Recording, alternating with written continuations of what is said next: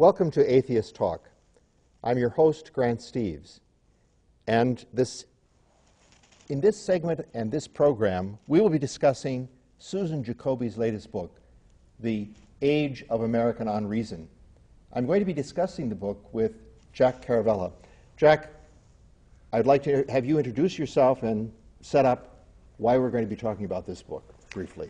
Well, to introduce myself, my own background is in commercial publishing. I've been an editor and literary agent, book designer as well, and take a particular interest in commercial publishing. This book was a bestseller, and it has a lot to say about contemporary society as well as a historical perspective on unreason, anti-intellectualism in America.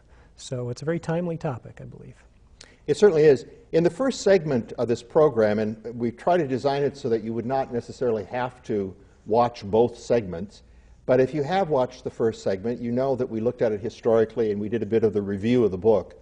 And very briefly, I suppose, you could recap your strengths, weaknesses about the book so that we have some idea of why this book.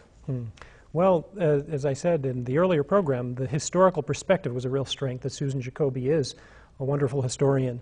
And as far as weakness, I felt that the parts of the book where she relied on autobiography and didn't make as strong a case, in my point of view, for her separation of classes into lowbrow, middlebrow, and highbrow was a weakness. But the one thing we didn't talk about in the last show that we'll discuss here is the contemporary scene and how particularly media and modern society deal with and really foster unreason and anti-rationality. What is, we can look at it from her point of view, but also from your own, what is anti-intellectualism? Because we hear this thrown around, right? But basically, what is this term? Well, if we go back to the definition of an intellectual, someone who lives for the life of the mind, is interested in ideas. An anti-intellectual would be one who is not, who believes that those pursuits are impractical, that the common sense is to be put before academia and higher learning. And also we should make a distinction. It is possible to be an intellectual and irrational. When an intellectual uses the tools of learning, of rhetoric, to enforce a point that is not supported by the facts, they can remain an intellectual and not be a rationalist. I'm thinking in terms of the anti-intellectual, or the intellectual that comes up with crazy ideas. Velikovsky was one. There was a man who looked at the Chariots of the Gods. Eric von Daniken, remember? Yes, who had a whole series of books that were crazy books, I thought. Right. Or, and that would be an example, wouldn't it, of a person who's intellectual, who's profoundly interested in ideas, but has created a false structure. Right. Who's devoted to an ideology that they're determined to prove whether or not the facts support them. And if you believe in reason, if you're a rational person, then you have to take your ideology where the facts take you. You have to let reason lead you. But you can be an intellectual, and it's true on both sides.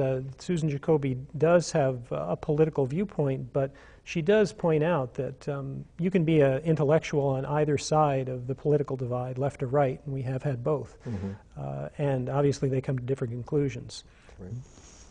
But, and that is an interesting thing in terms of the intellectual who comes to different conclusions, and certainly valid differences. But for the person who comes to the false conclusion, it seems that they start out with false assumptions that they don't see as false assumptions, or they don't even see that they have them, and then that skews their whole rational intellectual approach to something. Right.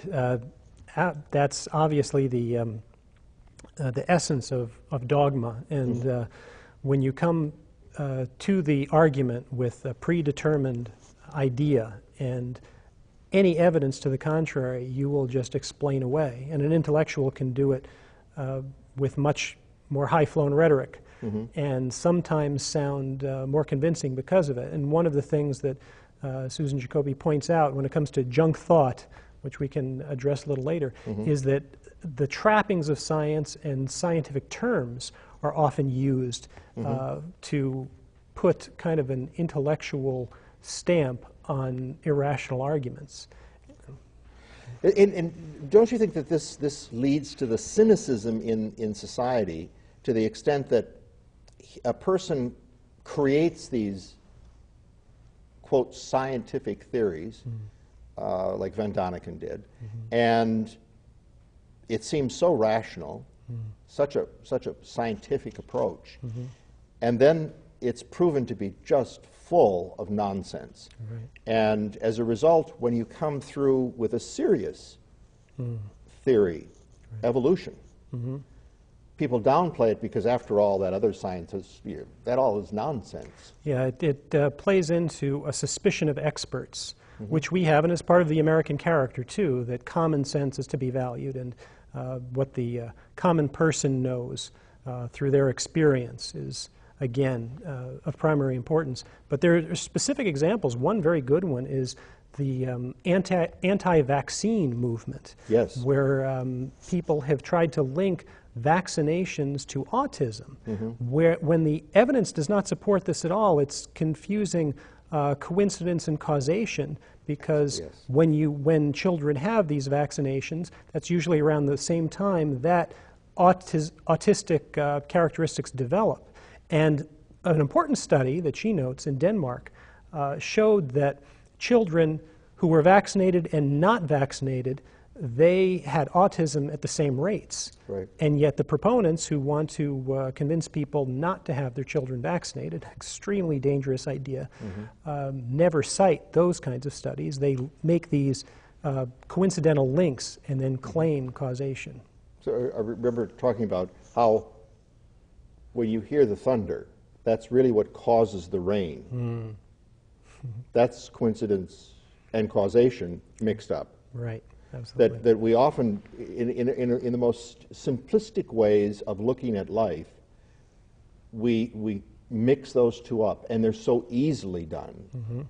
And then when you get to a sophisticated idea, it can be easily seen why the autism would be, well, and I know that argument is still out there. It's not a dead argument. No, there are people who still strongly believe that it's caused by the vaccination. Is it mercury? In some of the there have been, that's another thing that when this kind of junk thought, junk science takes hold, those specifics can change. What people remember is the simple link and false link between vaccination and autism. And there have been proponents of different types and different combinations of vaccinations being the cause, but with no scientific study to really support that. And we've seen this again with supposed links between cancer and high voltage electric lines, between different ailments and silicone implants. These things are not proved, but what's often compelling are anecdotal testimonies. And they make for good media, good television and radio. And I think of the experiments that were done with smoking. When the Surgeon General's report came out in the late 60s, I think it was, on the causal relationship, it actually wasn't proven. It was assumed, but it wasn't proven. And in fact, I believe it was in the 1990s when they finally made the exact connection between cancer and the toxins that come with smoking. It took them another 20, 30 years almost to find the direct relationship. And they were attacked in reverse, in this case, that, well, you don't have the cause, it's coincidence. And the tobacco companies would refer to the coincidence of cancer. It could be, your lifestyle. You're using aluminum forks or something. And of course, what undercut their argument was their own research that came to light later, that they knew about the addictive qualities of nicotine and the harmful effects, and covered it up. And again, it brings to light the cynicism that we have towards science, real science, and rational thought, because we have individuals who create this nonsense, and yet that should, in some ways, sharpen our attitude towards being an intellectual and being rational. You would think so, that I think we become too dependent in this world where science has advanced so much and there are so many different fields that we come to trust an expert rather than doing all the work ourselves and really looking at different sides of an issue. And often it's a conclusion that fits in what we already want to believe. Susan Jacoby mentions junk thought often being a shortcut. And we've all seen the ads about how you can get thin without dieting, and this new breakthrough has allowed you to do that.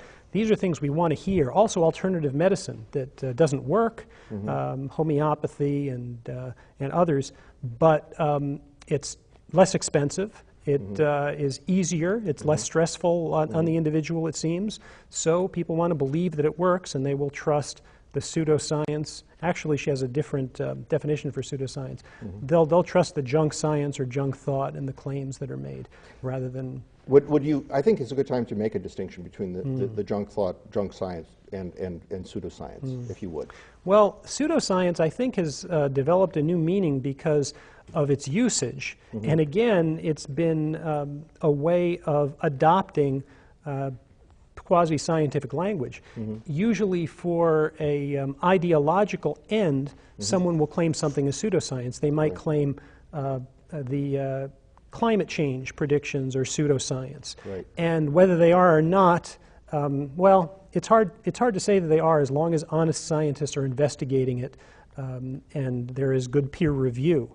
But it's a simple way to dismiss real science, and evolution sometimes being called pseudoscience. It's a way to dismiss real science without engaging in any argument and any real thought. And junk science is simply something like intelligent design that tries to take the trappings of science and with no scientific method, without any way to prove it false, for instance, which is one of the important objectives of science. Everything you must be able to prove it false. Without that kind of scientific rigor, they adopt the trappings of science, and that's junk science. It seems to me that in the area of science, we have that point at which we make conclusions based upon the best science we have now, and that 10 years from now, that science could change. It's one of the hidden dangers of scientific thinking, in a sense, that you get into a paradigm or a way of thinking about something, and then it changes. For the person who's the non-specialist, the non-scientist, this has to prove to be frustrating because now you're coming up with a different diagnosis for me. Now you're coming up with a different approach. Evolution, I thought, was proven wrong here, and now you're saying it's right. Well, we didn't say that it was wrong. We're saying that a particular part of it has proved, like the Piltdown man. I believe at the time they really thought this was true, and then they found it to be false. It isn't a case of voting for it and voting against it then. It isn't flip-flopping. It's science in action. Well, that's the technique of junk science. Rather than present positive evidence, try to nibble at seeming inconsistencies or problems.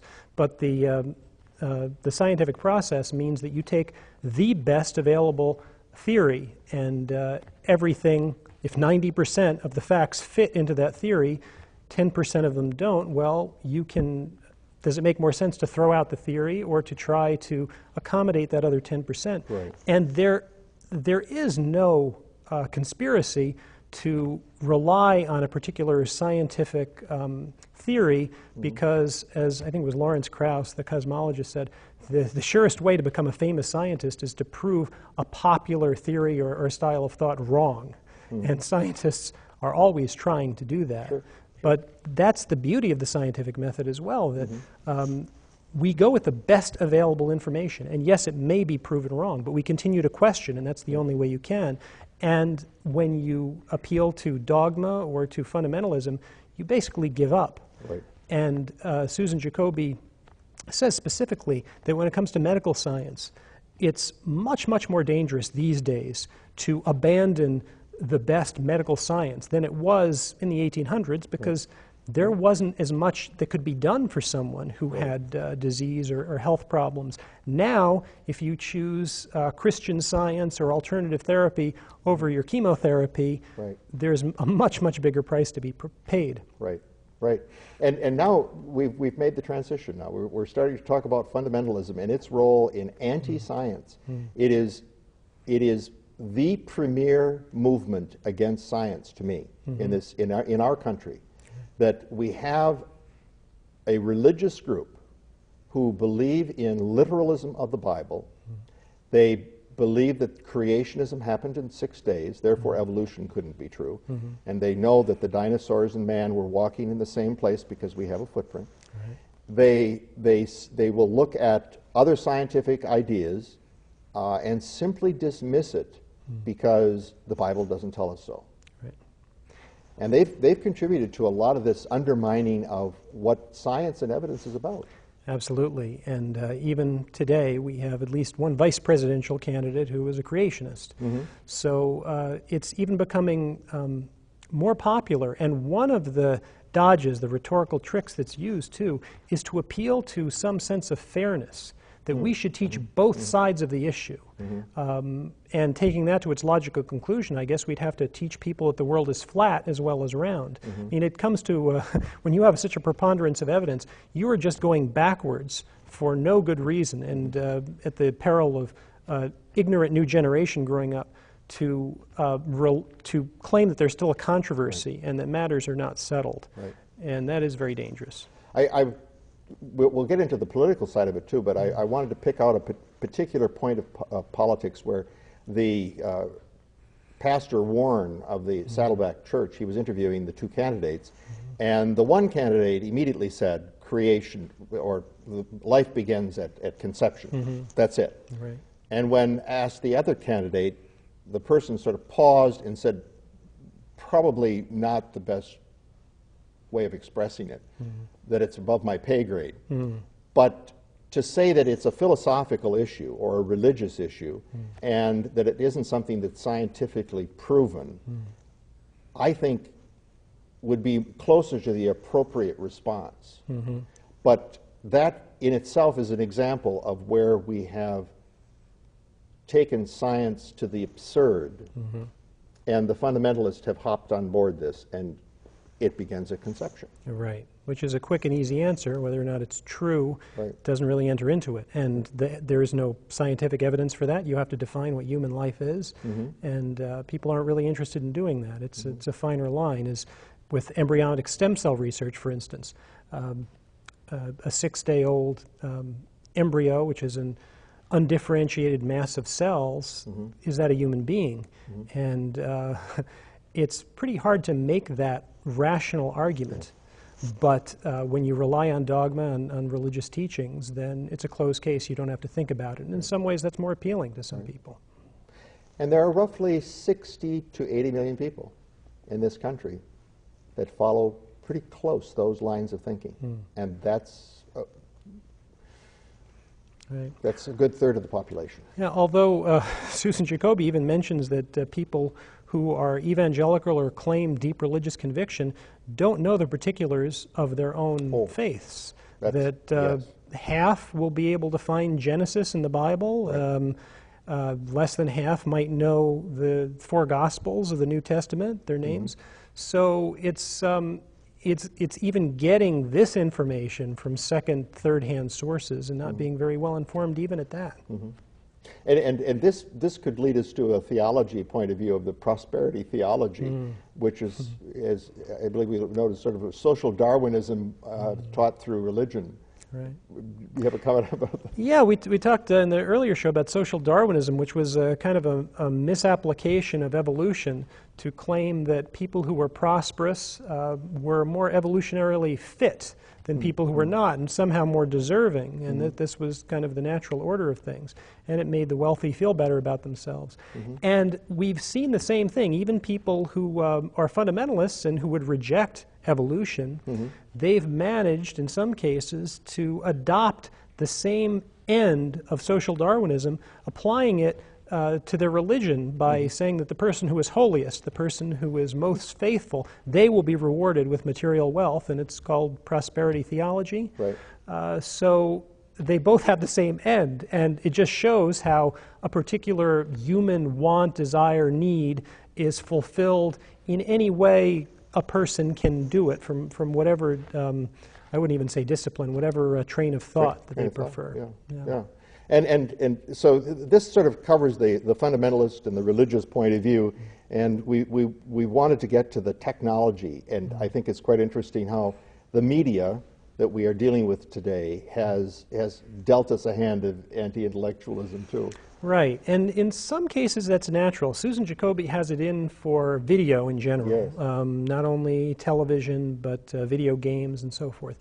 And I think that's valid to the extent that video broadcasting does favor the emotional and the anecdotal over the thoughtful and more well-reasoned. That doesn't mean that those things cannot be broadcast and not be done in a compelling way, but that's the easier way out, and television programmers will claim that we're really run by ratings. So that's one of the dangers, I think, of modern media, but I think that Susan Jacoby lumping in the advent of the internet might be going a little bit too far, because there is a possibility for the interested person to dig deeper into issues and get more information and be better informed as a result of our connectivity now and internet access. Well, it's my argument for media literacy that the schools do not really address, many schools, I shouldn't say all schools, but many schools do not address the issue of media literacy.